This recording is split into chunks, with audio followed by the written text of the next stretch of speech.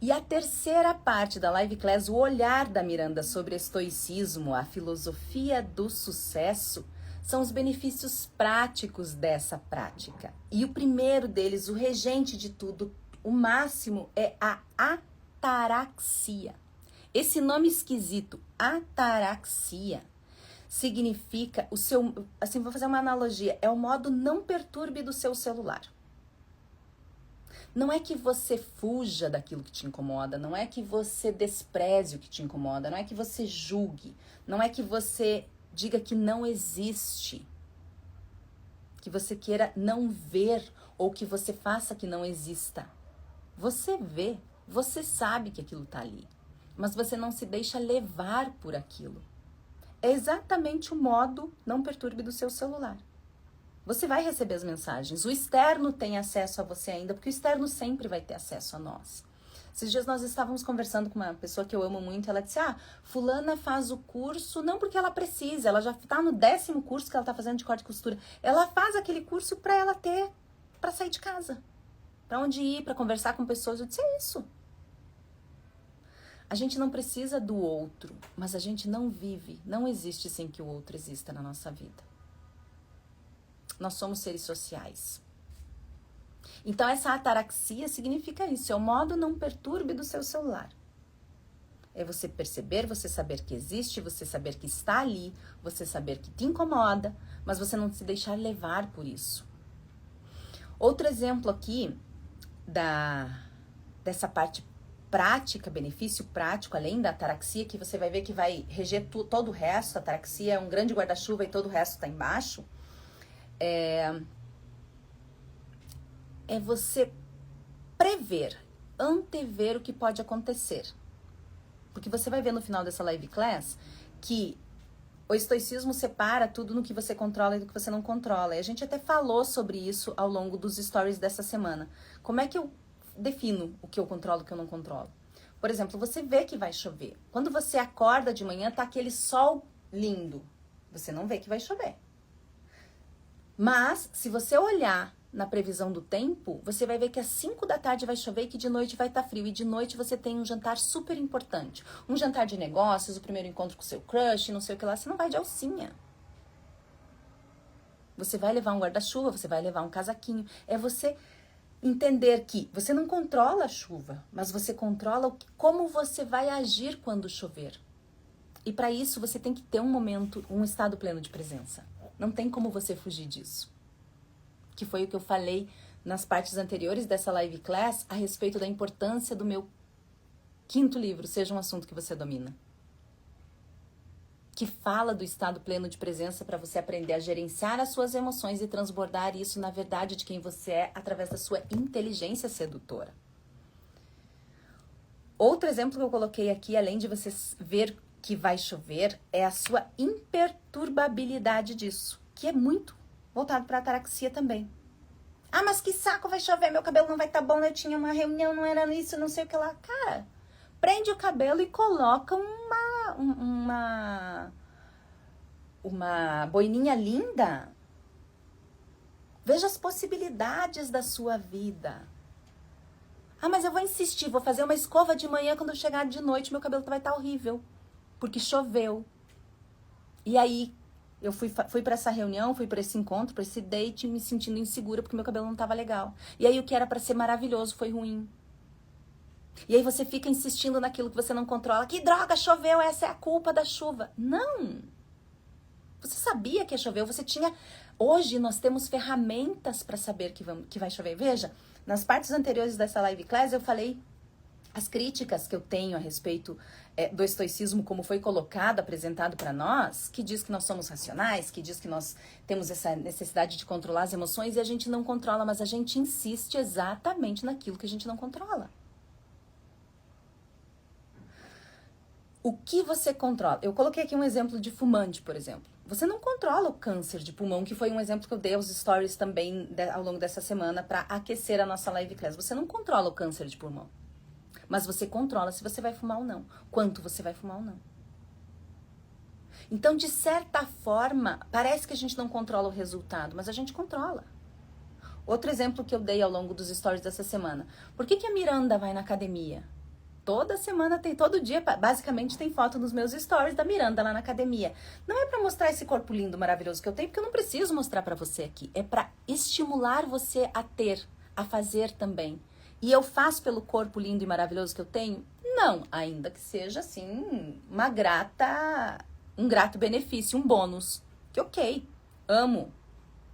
Mas o principal objetivo que eu faço, exercício basicamente todos os dias, não que eu faça musculação todos os dias, mas eu me exercito todos os dias, eu faço alguma coisa, alongamento, caminhada, aeróbio mais forte, musculação, yoga, seja lá o que for, eu me mantenho ativa, é para eu finalizar a minha vida limpando a minha própria bunda. Para que eu não dependa dos outros, porque um dos meus valores inegociáveis é essa liberdade. É essa minha autonomia. Então, tudo aquilo que for contra a minha autonomia não vai ser bem-vindo. Posso ficar doente, pode acontecer alguma coisa, posso não ter responsabilidade, pode ser atropelada e acabar numa cama e dependendo dos outros? Posso. Mas o que eu podia controlar, eu controlei. Eu não vou controlar todos os outcomes, todos os resultados. Eu não vou conseguir controlar tudo. Mas tem muita coisa que eu controlo. O problema é que a gente foca no que a gente não controla, certo?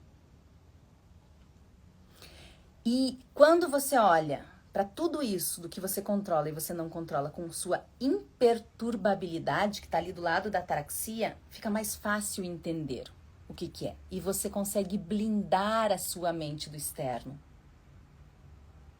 O externo tem acesso a você. Você sabe que o externo existe, você sabe que está ali. Mas é o modo não perturbe do seu celular. Ele não perturba o seu interno. Entende? Esse é outro benefício prático do estoicismo, que é do que estamos falando agora.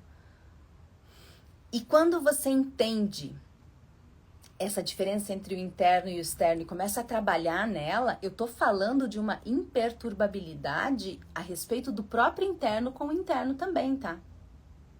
O estoicismo nos ajuda muito isso, a entender as vozes que não são nossas, as vozes que até são nossas, mas que você tem que desligar. Chega, não quero mais ouvir você, chega. Ah, você tá falando que não vai dar certo, você tá falando que não vai dar... Tum, baixa o volume. Simples assim. O estoicismo ajuda demais nisso. Ele ajuda nesse foco pro único sentido que faz sentido, de dentro. Não faz sentido você ficar brigando com o que você não controla. Não faz sentido ficar brigando com o lado de fora. Você precisa focar no lado de dentro. E como é que você foca no lado de dentro? Outro benefício do estoicismo. Você consegue agir sem impulsividade. Lembra da observação? Se você tem muita dificuldade com essa parte de observação, eu sugiro que você pesquise, anota aí nas suas pesquisas, para você fazer o arquétipo, para você assumir mais o arquétipo da Cleópatra. Só tenha cuidado, porque às vezes as pessoas assumem esse arquétipo e ficam masculinizadas, e Cleópatra podia ser tudo menos masculinizada. Ela não era confrontadora, ela era articulada, ela era artimanhosa, ela tinha um feminino muito poderoso. Ela fazia com os homens o que ela queria, porque ela brigava com eles? Não, porque ela jogava o jogo. O feminino dela se colocava num lugar de feminino tão poderoso que o masculino tinha que assumir o masculino ou cair fora. Quando você tá no seu feminino poderoso, o masculino se aproxima e se esse masculino tá poderoso também, ele fica. Se ele não tá poderoso, ou ele aprende ou ele vaza rapidinho. Aquele cara que vem e fica contigo porque tá desesperado pra ficar contigo, fica contigo uma vez só e depois ele zarpa. Ele não sabe o que fazer com essa energia, porque ele não sabe assumir o masculino dele. Então, eu sugiro que você assuma a sua Cleópatra. Depois pesquisa lá no Google como é que faz. A gente pode até fazer uma live class sobre isso também. Essa impulsividade reduzida é observada. Você observa, você já não age mais, você não reage tanto. A live class da semana passada sobre o eu essencial falou muito sobre essa diferença entre o caos que reage, da imperturbabilidade, da tranquilidade que observa. Assista aquela live class. E aí você diminui a sua intensidade infantil. Sabe? A intensidade infantil é aquela que quer tudo pra ontem, que precisa dessa intensidade para se sentir vivo, porque o seu ego precisa da intensidade para sentir vivo. Senão ele sente que ele tá morrendo e ele vai bater lá na sua porta da sua mente dizendo, olha só, estamos precisando aqui de adrenalina, de serotonina, de todas as inas possíveis para você, da Janaína. Ficou boa essa, amiga. Eu não podia perder. Vou mandar pra Jana depois pra ela assistir essa parte. Seu cérebro precisa de todas as inas possíveis para te fazer se sentir vivo. Só que isso é o seu ego. Todas as vezes que você se sentir mais deprimido, mais para baixo, observe por quê. Que necessidade é essa? Que Paris sem Eiffel é essa? Leia a minha trilogia Paris sans Eiffel. Se você já leu, leia de novo com esse olhar agora. Dessa busca incessante nossa. Somos todos Paris em busca da nossa torre. Parece que sempre falta algo, parece que nunca estamos completos, parece que tem sempre uma tristezinha manchando os nossos dias. Por quê? Eu respondo ao longo dessa trilogia maravilhosa que tem como pano de fundo vinhos, viagens e desejo. Eu vi que alguém comentou algo aqui.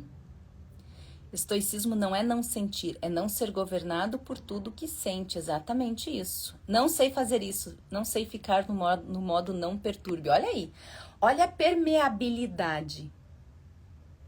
Essa, como é que eu vou dizer? Essa cortina que existe entre o eu e os outros é muito permeável quando a gente não tem o nosso modo não perturbe acionado. Tá muito fácil. O meu celular, eu já falei para as pessoas que eu amo, vou repetir. Se você me ligar de um número desconhecido, meu celular não vai tocar. O meu modo não perturbe do celular e mental é tão alto, tão elevado, tão poderoso, que se você me ligar, isso é verdade mesmo, isso eu tô falando da parte prática, de um número que desconhecido no meu celular, que não tá na minha agenda, não vai tocar. Ele vai direto para a caixa de mensagem. Eu nem sei que você me ligou. E se me ligar e eu souber quem é, exceto a família, 2 pessoas, 3 pessoas da minha família, não vou atender. Dificilmente eu vou atender. Eu fico olhando, posso até ficar olhando tocar. Manda uma mensagem, gente. Pergunta primeiro, não é assim impermeável. Aqui não é a casa da mãe Joana, meu celular, minha vida não é a casa da mãe Joana que entra e sai quem quer. Ixi. Tem uma provinha para merecer, para entrar, e tem uma provinha para ficar ainda. E essa provinha para ficar segue sendo feita. Você acha que a pessoa que tá na minha vida porque é um corpo sem futuro ali, uma pessoa desavisada que tá ali que nem um puff? A minha vida eu decoro com as pessoas eleitas por mim. Olha o poder disso. Isso é muito estoico, porque para fazer isso eu preciso observar todo mundo. E para você ver a ilha, você precisa se afastar da ilha. Então, muitas vezes eu me afasto, mesmo que seja mentalmente, das pessoas para observar elas. Às vezes, fisicamente, precisa também. Não é se fechar para a vida, é filtrar o que tem permissão para tocar o centro da alma, é isso. Então, essa cortina que existe aqui, eu digo o tempo todo, a gente não precisa do outro, mas a nossa existência fica muito mais gostosa com o outro, através do outro. O que serve para mim ter todos esses livros maravilhosos e ninguém ler? Não chegar até o outro. Serve muito para Miranda, mas serve muito ao mundo se chegar ao outro. Entende? E esse é o nosso conflito eterno, porque a gente não precisa do outro, mas a gente não vive, não existe sem que o outro exista na nossa vida. Outro benefício prático aqui do estoicismo que eu coloquei na minha cola, que é o meu olhar sobre isso, além de tudo que eu já falei, e a última parte foi essa intensidade infantil que precisa o tempo todo estar excitada, estar sendo provocada, a ausência do filtro cor-de-rosa. Olha só que coincidência, que é exatamente o que foi colocado aqui. É uma cortina. Essa cortina ou ela é impermeável, não passa ninguém, eu me isolo de todo mundo, ou ela é permeável demais, ou ela tem esse filtro cor-de-rosa que faz com que eu olhe para as pessoas achando que todo mundo vai ser bom. Não vai. Gente, o que tem de Dom Juan de merda nesse mundo, e eles se proliferam como ratos. Eles procriam, eles se proliferam como fungos e se procriam como ratos. É uma desgraça, é uma praga. Aliás, a raça humana é uma praga, né? Se tu for ver qual é a definição de uma infestação, tu vai ver que nós infestamos o planeta Terra. absurdamente. Então esse filtro cor-de-rosa é de olhar para os outros, de olhar para o mundo, de olhar para todo mundo, achando que é maravilhoso, que todo mundo é demais. A minha mãe tem esse filtro cor-de-rosa bem ligado, né? Eu até deu uma diminuída. Antes era muito cor-de-rosa, era um rosa maravilhoso. E aí nós estávamos na casa dela. Não lembro se eu morava ainda com ela ou não. Isso faz muito tempo. E nós estávamos na casa dela. Tava eu, meu namorado da época, meu cunhado da época, minha irmã da época. Minha irmã, minha mãe. Tava a galerinha ali tomando café, depois de almoçar, depois de jantar, não sei, depois de jantar. Na cozinha, né? Todo mundo conversando. E a porta da frente da casa estava aberta. Só que lá na casa da minha mãe não tem como entrar assim, entrando. Tem portão, o terreno é grande, então... É uma rua sem saída, então não é qualquer um que entra lá. Então a gente nunca teve muito medo, assim, de entrar. E aí, de repente, a gente viu um barulho. E a mãe... Eu disse, não, minhas crias, né, a corujona, levantou e foi lá ver quem era. Tinha um menino roubando os negócios e a mãe pergunta, você quer pão, meu filho? Essa eu tive que contar. Olha o filtro cor-de-rosa. O menino tava roubando. Mas meu cunhado veio. Meu namorado não tava da época. Tava só meu cunhado. Meu cunhado veio. Ele era baixinho, sei lá, devia ter a mesma altura que eu, assim, 1,60 m e pouco, 70. Pra homem é pequeno, né? Ele veio, mas ele era entroncadinho, bravo, já veio empurrando o menino. E a mãe, calma, calma, fulano. Ele, que? Calma, o quê? Esse já tá roubando aqui. Já foi um auê. Já foi, mas assim ficou claro o filtro. E quando a gente olha com muito romance para as pessoas, fatalmente a gente vai se machucar. Porque as pessoas têm uma capacidade de machucar os outros que é imenso. Não que todo mundo seja um Dom Juan. Muitos são. Tô começando a acreditar agora que a maioria tá indo nessa vibe. Mas tem muita gente que às vezes a gente ama que não é Dom Juan de merda, mas tem comportamentos de merda. Nós temos comportamento de merda muitas vezes, né? Outro benefício prático do estoicismo é a estabilidade emocional. Olha a ataraxia aqui de novo. Olha sem o filtro cor-de-rosa. Então não é nem bem ao mar, nem bem à terra de novo. É muito a linha do meio. É muito essa compreensão, esse poder pessoal de estar no seu lugar e deste lugar de poder agir, observar, decidir. Sabe? Sem essa instabilidade emocional, sem essa necessidade de intensidade emocional. Isso você só consegue no estado pleno de presença. Só consegue com o seu gerenciamento emocional. Que usa suas emoções. Eu já falei isso nas outras partes das live classes, da importância de ler esse livro. Seja um assunto que você domina, para você ser um assunto que você domina. Não que os outros dominam. Uma pessoa instável emocional tem essa permeabilidade, não tem essa membrana, essa cortina aqui que seleciona quem pode e quem não pode. E aí, se é a casa da mãe Joana, meu bem, a pessoa vai chegar na sua casa, vai fazer o que quer, vai roubar você, vai virar, vai acontecer e você vai dizer que é pão, meu filho. Entendeu? É isso. Vamos ver por aqui. O filtro cor-de-rosa, a tendência de olhar para as pessoas com idealização. É isso. Não sei, mas acho que eu sempre encontrei pessoas boas, com raríssimas exceções.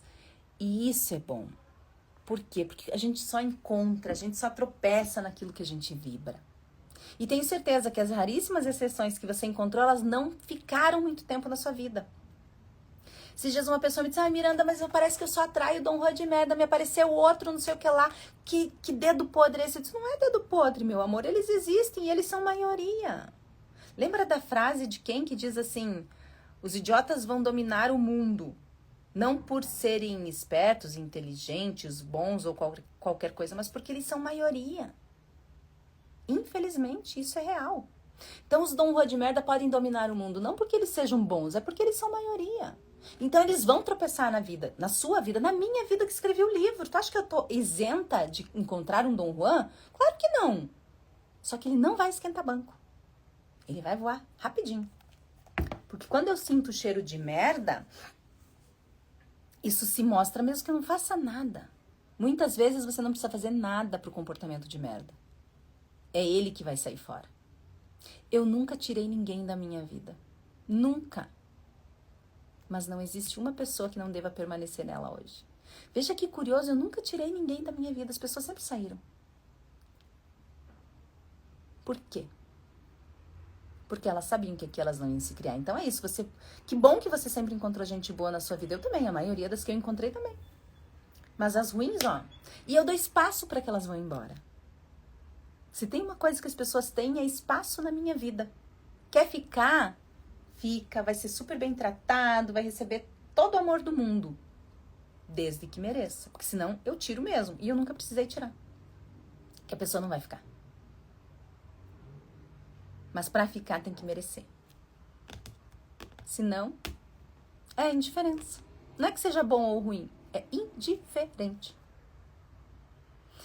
Outro benefício do estoicismo é a aceitação do que não se controla.